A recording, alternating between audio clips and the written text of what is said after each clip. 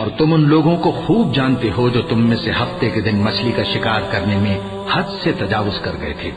तो हमने उनसे कहा कि जलील और खार बंदर हो जाओ, और इस किस्से को उस वक्त के लोगों के लिए और जो उनके बाद आने वाले थे इबरत और परहेजगारों के लिए नसीहत बना दिया। और जब मूसा ने अपनी कौम के लोगों से कहा कि अल्लाह तुमको हुक्म देता है कि एक बैल ज़बह करो, वो बोले, क्या तुम हमसे हंसी करते हो?